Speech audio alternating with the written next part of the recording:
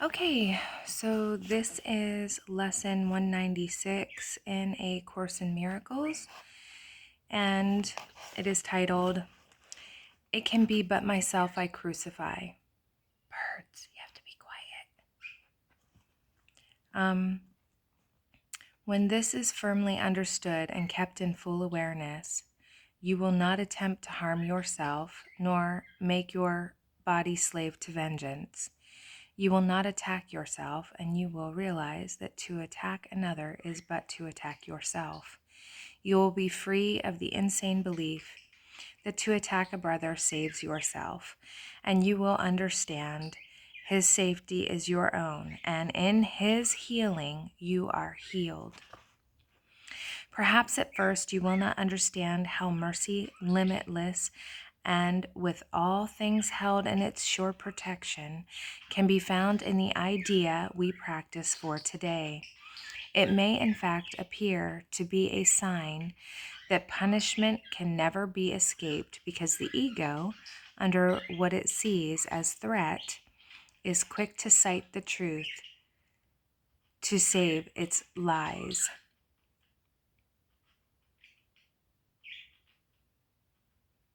Yet must it fail to understand the truth it uses thus.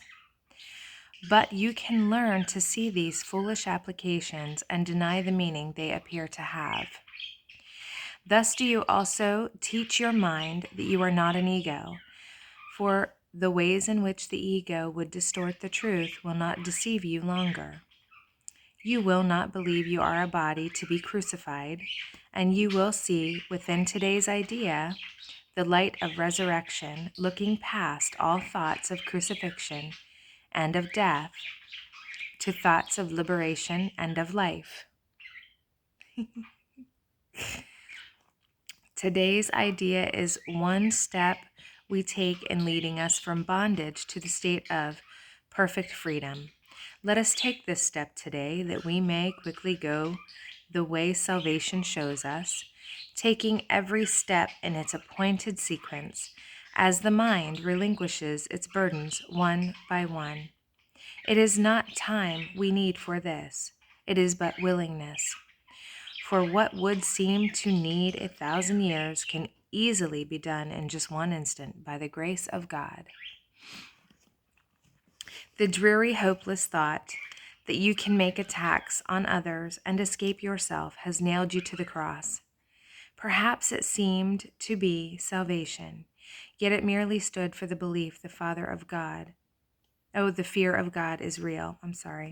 Yet it merely stood for the belief the fear of God is real. And what is that but hell?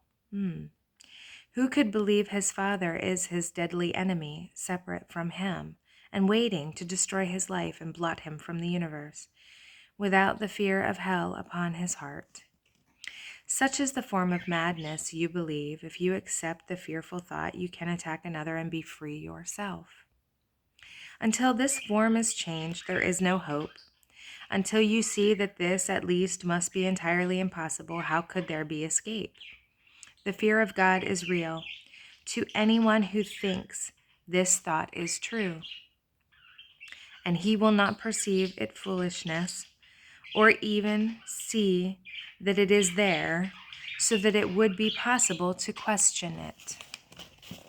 To question it all, its form must first be changed, at least as much as will permit fear of retaliation to abate, and the responsibility return to some extent to you. From there, you can at least consider if you want to go along this painful path.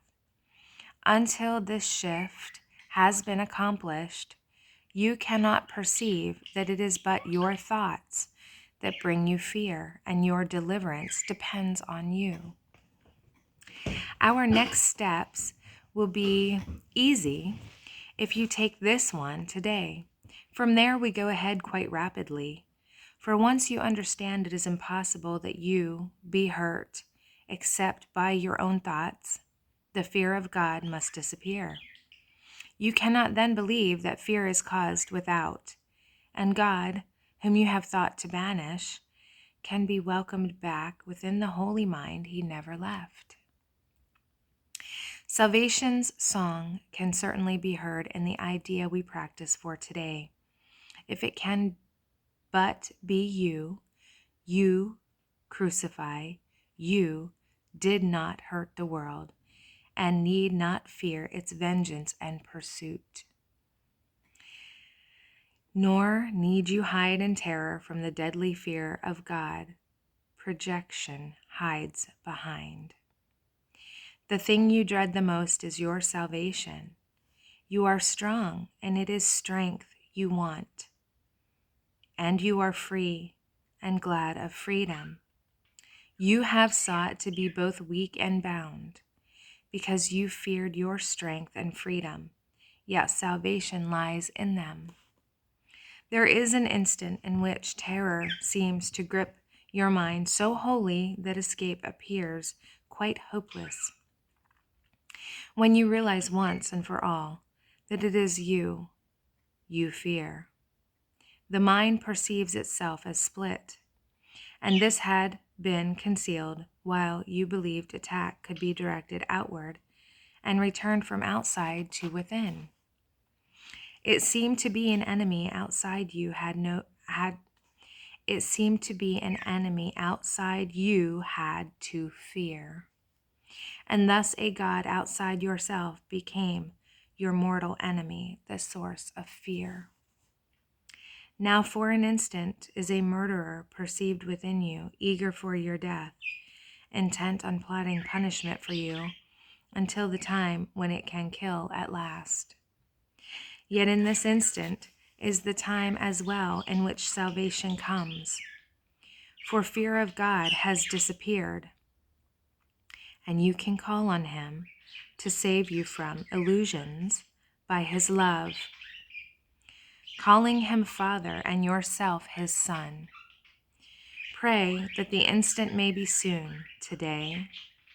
Step back from fear and make advance to love.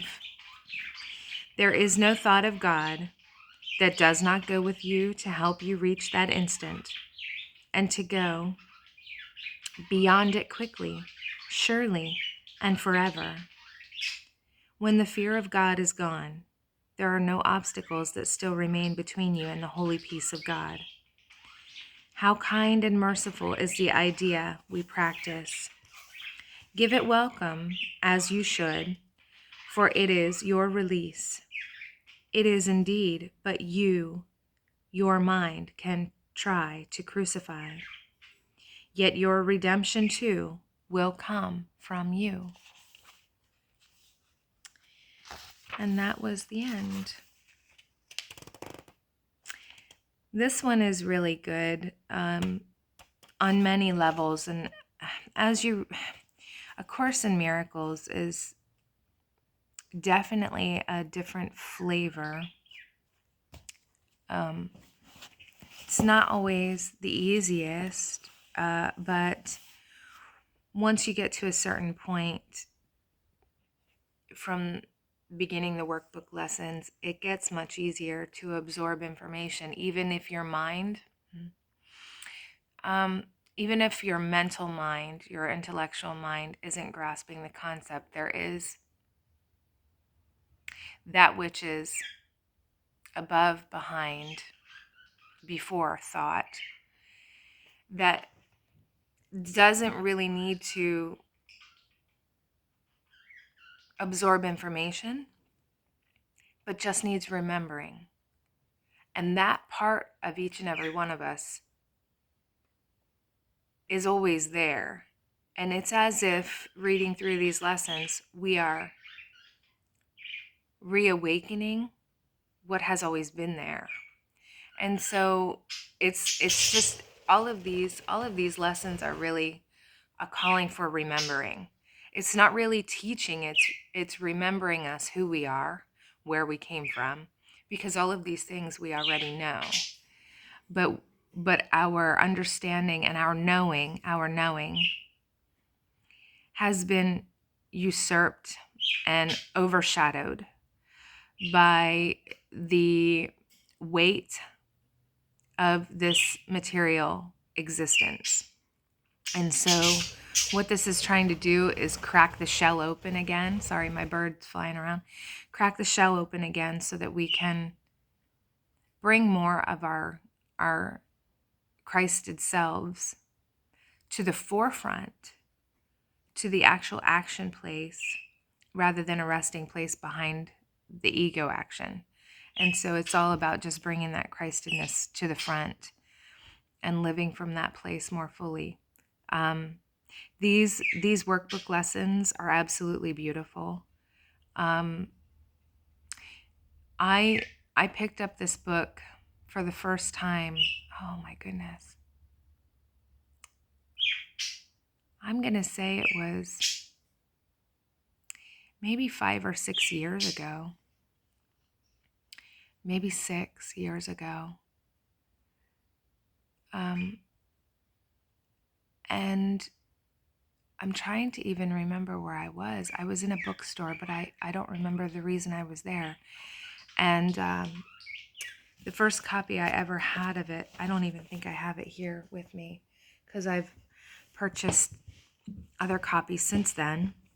But the first one I purchased may have only been the text alone. And this is broken into different pieces. So there's the text, and then there's the workbook lessons, and then there's the manual for teachers. And it just drew me. And I went over and I picked it up and I started to read it. And I think because I was just reading the text and not doing the workbook lessons at the same time, I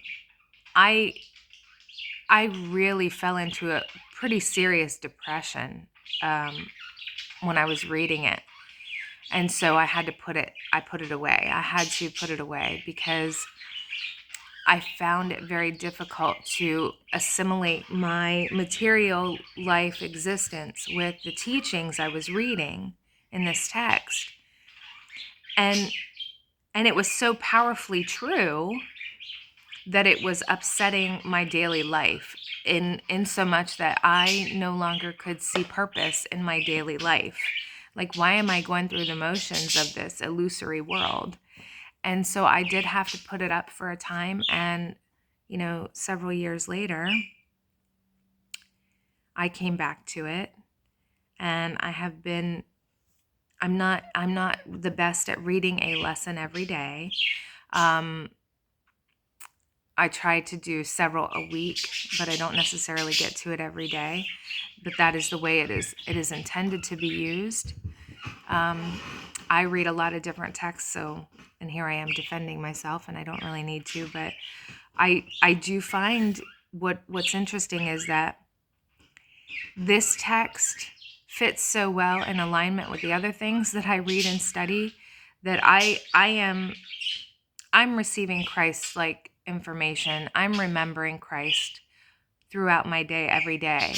I mean, whether it's in Al-Anon literature, or it's in AA literature, or it's in A Course in Miracles, or it's in some 12-step program, or the next one I'm going to look at here on this same video is Lesson 196 in A Year of Forgiveness, which everything's backwards. And this is A Course in Miracles lesson with commentary from Jesus, and this is channeled through Tina Louise Spalding. And so this has been accepted as a companion text to the Course in Miracles, and this is my Course of Miracles book. This one is all combined, the three. But so 196 in this one, I'll just read that for you real quick. And this is the channeled commentary by Jesus. These Tina Louise Spalding has a YouTube channel also. So if you want to check her out, she does these lessons. She reads these lessons. She has all of the workbook lessons on there. It is free on YouTube, and I think the Jesus commentary is part of it also. I'm pretty sure it is. So lesson 196 from Jesus, and again it was, "It can be but myself I crucify." And Jesus says this, You are blessed beings indeed. I am that one you know as Jesus. It can be but yourself you crucify when you accuse or judge another. You disconnect yourself from oneness and you suffer. When you attack yourself, you disconnect from love and you suffer. It can be but you that you crucify. In all the antics of this world, it is the last thing you think that when you hurl an insult or an attack at others, you are crucifying yourself. You do not understand the profound connection others have with you because you are the creator of your world, your dream. Every character you encounter in your experience of life, which is a dreamlike experience, once you pass over into other realms, you will see that this is a dreamlike experience, and every character in your play is there for a reason. The bad guys are there to demonstrate your desire and belief in attack and vengeance. That is why they are there, so that you can see the hatred in your mind that you hide from yourself. Think about this a moment. Anytime a bad character walks across the screen of your life, you get to see your belief in hatred and attack shown to you through visceral feelings, unloving ideas, and thoughts of murder. Now, this all sounds very dramatic, thoughts of murder. But when you look at the human race, war, the inner city streets of your big cities, and the number of people killed each year by guns in North America alone, you will have a hard argument to convince me that murder is not on many people's minds. Murder is on the ego's mind, and it will carry it out given the correct circumstances. It is important for you to understand that you are capable of this kind of brutality. Until you take your ego very seriously, it rules you. We do not want it to rule you because it shows its colors in your world today in violence, poverty, and unloving actions by people and their governments.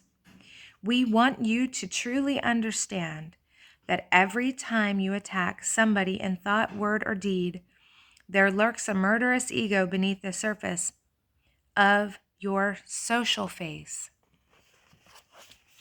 We do not tell you this to terrorize you. We tell you this so that you understand how important this work is. And given the right circumstances, most of you would kill if you were required to. Some of you will say, "Oh, no, not me. I would never do that." But some of you know you have been in circumstances where, given the right scenario with the right weapons, you could have pulled the trigger. We want you to understand that this is okay. This is a world of separation. But you must understand the brutality of the ego to deal with it in a disciplined and focused way. We encourage you to continue on this work together so that you can override the ego's rule of attack now or attack later and its viciousness and cruelty so that you can create a loving and kind world with an experience that is generous, kind, and beautiful for you too. You do not need to suffer the way you do, but you must understand the ego's motivations. You must understand that attack must be relinquished from your repertoire.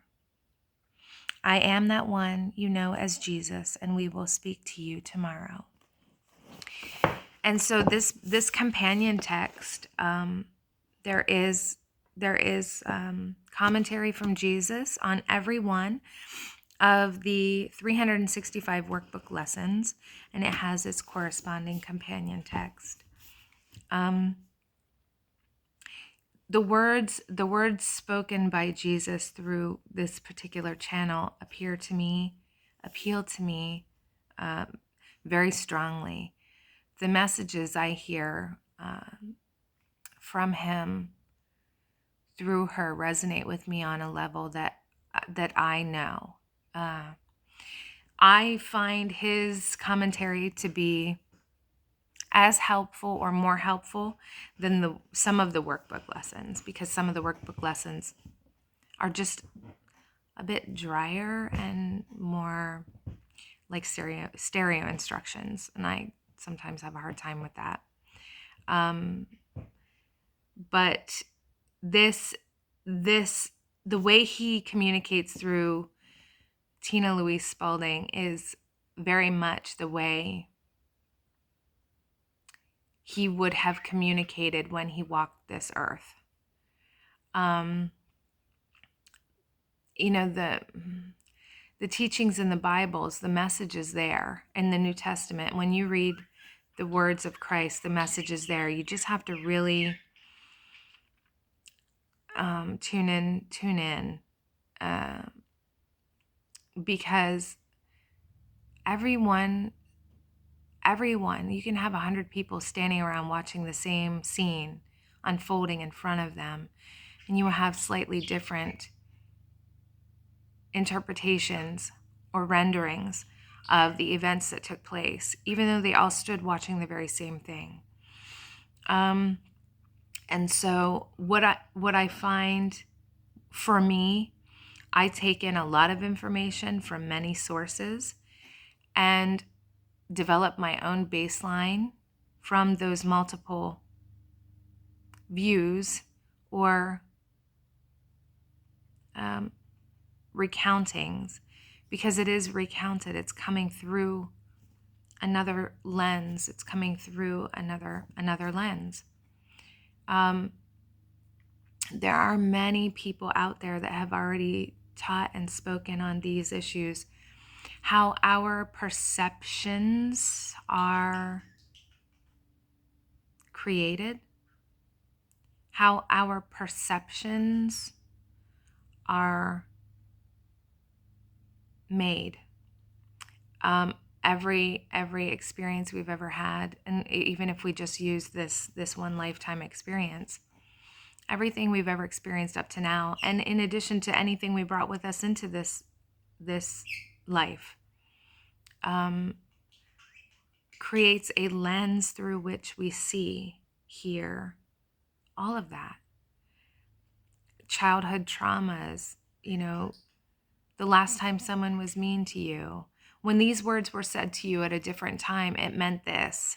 And so you hear those words again and assume that the message is the same. All of these things, experiences that we've had, create the lens that we are filtering all information through. And so I like to get lots of different, yes, I do need to counsel on that. Okay. The people who really resonate with the Bible, really, really resonate with the Bible, you don't have to go out and read other materials if it doesn't appeal to you. You can, if you sit and study and you have a true spiritual seeking and you have a real desire to know the truth, not the truth as you would have it, but the truth, you can get it from the Bible. You can get it from any text, any religious work. You can get it from sitting in stillness without reading a thing, if you really want to know truth.